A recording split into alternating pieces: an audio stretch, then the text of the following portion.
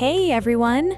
Welcome back to the Chill English channel, your cozy place to learn easy English through real conversations that help you feel more confident in everyday life. We are so happy you're here. Maybe you're getting ready for work, walking outside, studying English, or preparing for a conversation you've been nervous about. Whatever you're doing, we're really glad you're spending this time with us. I'm Sophia. And I'm Jake. Today, we're talking about something that almost everyone has experienced. Introducing yourself. It sounds so simple. But somehow it can make our hearts beat very fast. Especially in English. Have you ever met someone new and suddenly forgotten every English word you knew? Oh yes. You practiced for hours. Then someone smiles and says, "Hi, tell me about yourself." And your brain says, "Error, please try again later." exactly. If you've ever felt like that, you're definitely not alone. Today, we're going to talk about how to introduce yourself naturally, confidently, and without trying to sound perfect. Because here's a little secret. Most people aren't looking for a perfect introduction. They're looking for a real person. That's an important difference. Sometimes English learners believe they need impressive words, Long sentences, perfect grammar. a perfect accent. But that's usually not what makes people like talking to you. Do you know what does? Being genuine. That's our first word today. Genuine means being honest, natural, and truly yourself, Imagine meeting someone who speaks perfect English, but never smiles, never asks about you. never seems interested. Would you enjoy that conversation? Probably not, Now imagine someone who makes a few grammar mistakes, but smiles warmly, laughs with you, asks kind questions. asks kind questions. Which person would you rather talk to? Definitely the second one. Me too, because conversations aren't language competitions. They're about connecting with people. I remember introducing myself at an international event years ago. Were you nervous? Very nervous. What happened? I spent 2 days memorizing the perfect introduction. Sounds familiar. I practiced every sentence, Every word? every single word. Then the moment arrived. Someone smiled and said, "Hi, nice to meet you." And? I forgot almost everything. Oh no! I think I said, hello, yes, I am, person? That's actually kind of adorable. It wasn't adorable to me. What happened after that? The other person laughed kindly and said, don't worry, I get nervous too. That's sweet.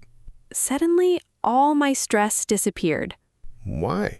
because I realized I wasn't talking to a grammar test. You were talking to another human being. Exactly. That's something many English learners forget, We focus so much on speaking perfectly. that we forget to simply enjoy the conversation. Here's another useful word.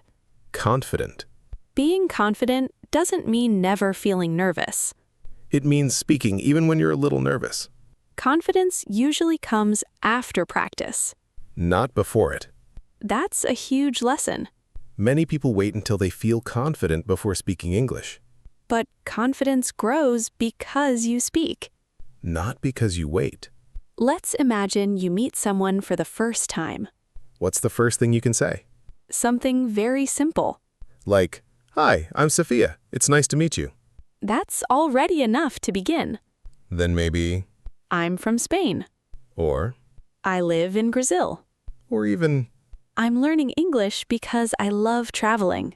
notice something? None of those sentences are difficult. But they invite conversation. That's another beautiful expression. Break the ice.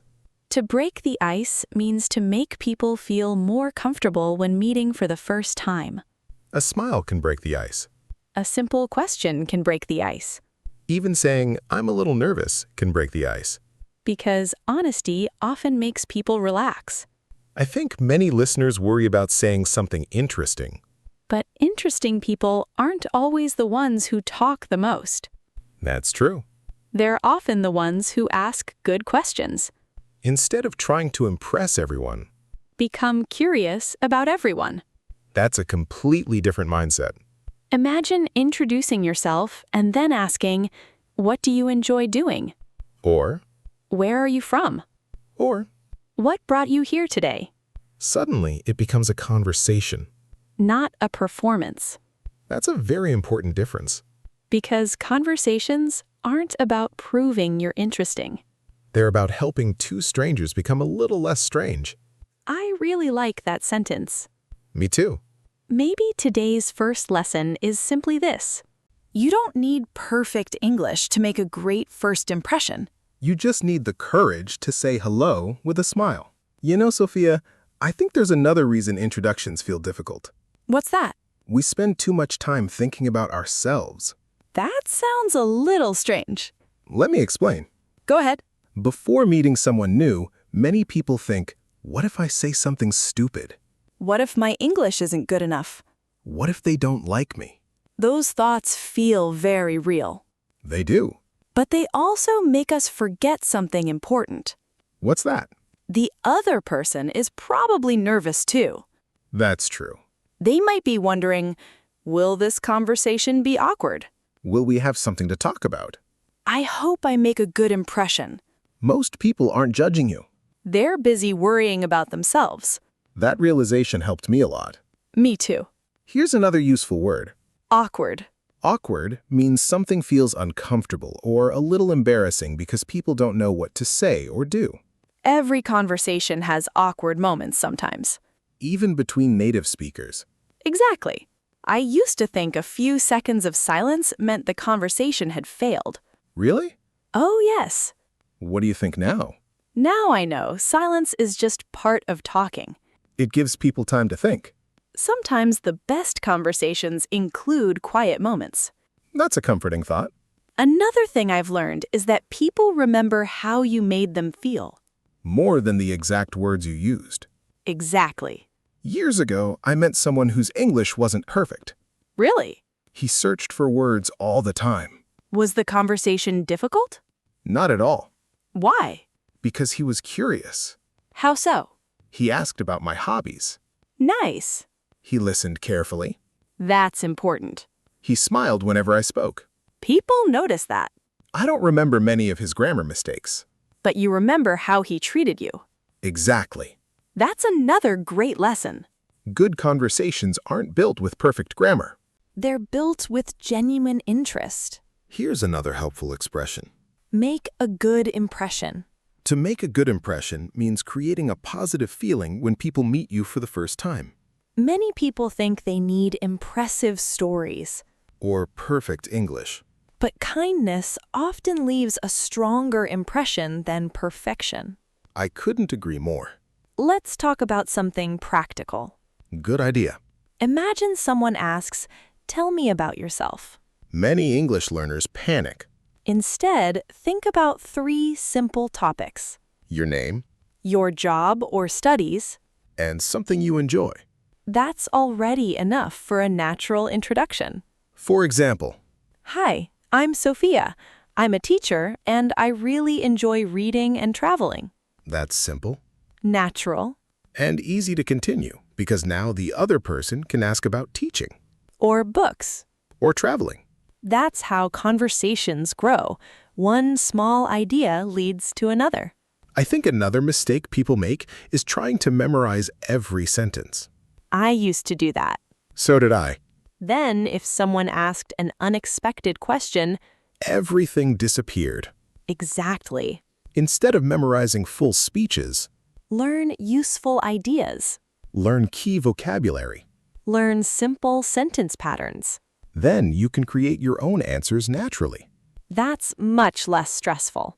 Here's another word. Flexible. Flexible means able to change or adapt easily when a situation changes. A flexible speaker doesn't panic when the conversation changes direction. They simply keep talking. Maybe a little slower, Maybe with a few mistakes. but they keep communicating. And that's the real goal, Communication. not perfection. I think English learners sometimes forget why they started learning English. To connect with people. To travel, To study. to work. To make friends. None of those goals require perfect English. They require courage. One hello. One introduction. One question. One conversation at a time. And little by little, what once felt scary begins to feel natural. Not because you became perfect. But because you kept showing up and talking. We've talked about why introductions make us nervous, how confidence grows with practice, and why being genuine matters more than being perfect. But I think there is one more thing we should talk about. What's that? What happens after you've introduced yourself? That's a great question. Because many people think the introduction is the hardest part. But often, it's simply the beginning. Exactly. A conversation is like opening a door. Your introduction opens it. Then curiosity keeps it open. I love that picture. I think people worry too much about saying the perfect first sentence. When the real magic happens in the next few minutes. That's when people begin to know each other. Here's another useful expression for today. Keep the conversation going. It means helping a conversation continue naturally instead of ending after just one or two sentences. One easy way to do that is by asking open questions. Questions that need more than yes or no. For example, instead of asking, Do you like traveling? you could ask, what's your favorite place you've ever visited? Instead of saying, Do you like your job? You could ask, what do you enjoy most about your work? Those questions invite stories. And stories create connection. I remember meeting someone on a train once. Really? Yes, Did you know each other? not at all. So who started the conversation? He smiled and asked, Is this your first time visiting this city? That's a simple question. Very simple. What did you say? I told him it was. Then what? He asked what I wanted to see. Nice. I asked what places he recommended. Before you knew it, We'd been talking for almost an hour. that's amazing. None of us planned a perfect conversation. It simply grew. One question at a time. That's how most good conversations happen. Naturally. Not perfectly. Another thing that helps is becoming a good listener. I think listening is an underrated skill. Definitely. Many people think conversations are about talking. But half of every great conversation is listening. Sometimes even more. Here's another word. Engaged. When you're engaged in a conversation, you're paying attention and showing real interest. You look at the person, You smile. you nod, You react to what they're saying. instead of thinking about your next sentence. Exactly. One of the easiest ways to sound natural is to respond to what you hear. Like saying, Really? That sounds interesting. I've never tried that. Me too. Those little expressions make conversations feel alive. I think another fear English learners have is making mistakes. That's probably the biggest one. They think one mistake will ruin everything. But let's be honest. Everyone makes mistakes. Even native speakers. Sometimes we forget words. Sometimes we say the wrong thing. Sometimes we laugh and correct ourselves. And the conversation continues. That's another helpful expression. Don't overthink it. It means don't spend too much time worrying about every small detail. If you forget a word, Describe it. if your grammar isn't perfect, Keep speaking. communication is much more important than perfection. I think that's something every English learner needs to hear. Me too. Before we finish today, let's do our word tour together. Our first word is genuine. Genuine means honest, natural, and truly yourself. People enjoy talking to someone who is genuine. Next word, confident. Confident means believing in yourself even if you still feel a little nervous. Confidence grows with practice. Our next expression is break the ice. It means helping people feel comfortable when meeting for the first time. A smile is a great way to break the ice. Next word, awkward.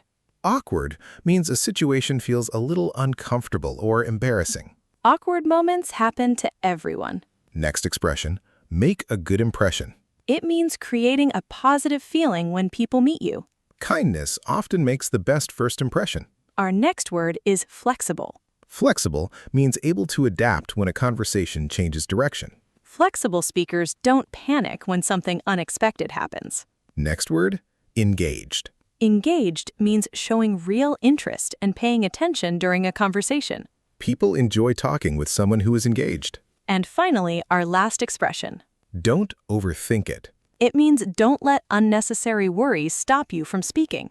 We hope today's conversation reminds you that introducing yourself isn't about performing. It's about connecting. You don't need perfect grammar. You don't need a perfect accent. You don't need impressive stories. You simply need the courage to start. One hello. One smile. One question.